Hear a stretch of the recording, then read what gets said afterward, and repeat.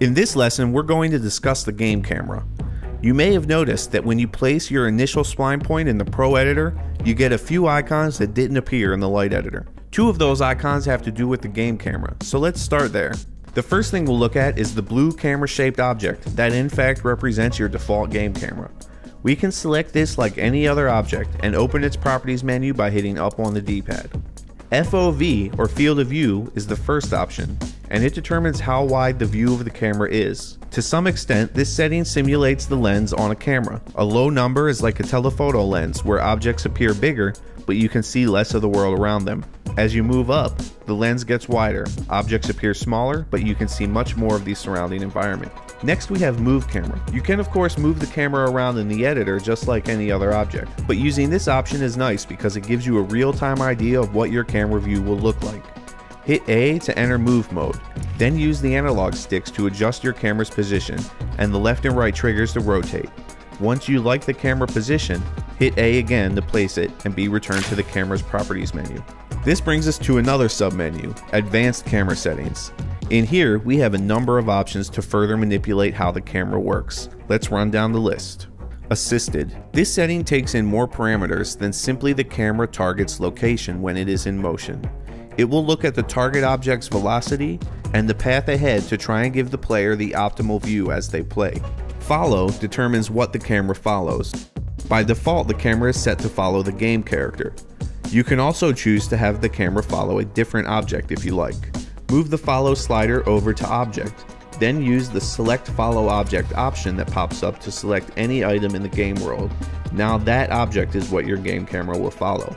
Position behavior determines how the camera reacts to its relative object as that object moves through the track. This is easiest to explain with some visual aids. For this example, the curved line represents the driving line, the circle represents the camera target, and the box with the arrow coming out represents the camera.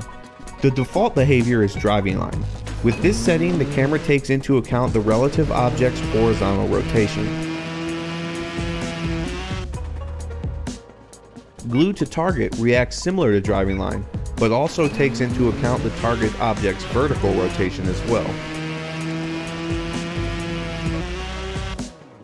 Key position does not take into account the target object's rotation, so the camera will always stay in the same angle it is at the start.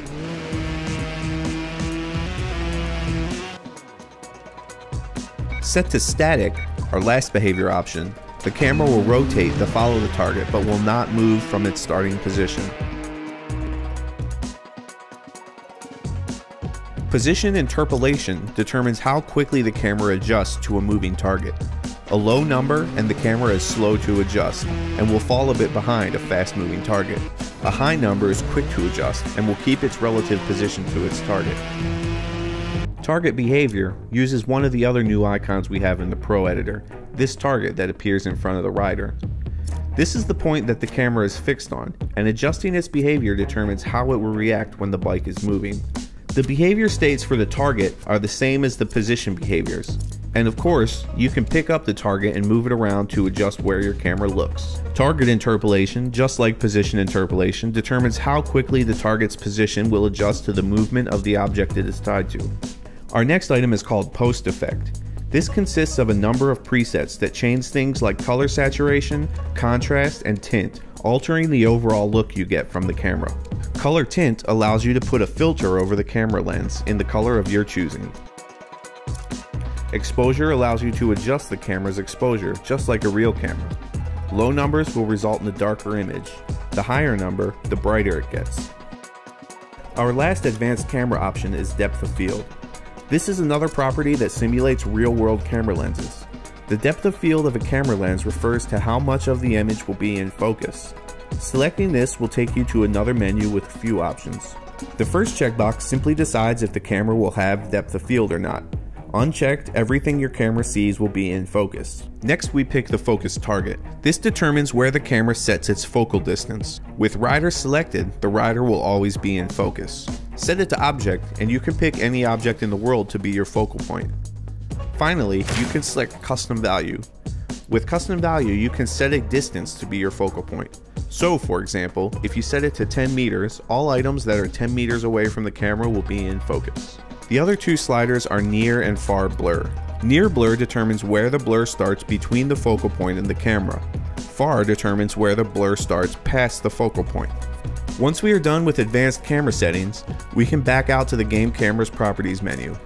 Here we have two more options. Selecting Reset to Defaults will reset anything you may have changed about the game camera to its default setting. Select Show Visualization Always, and some of the visual cues that are normally only visible when the camera is selected will always be visible in the editor, even when you're not working with the camera. When you test or play the track, however, they will still not be visible.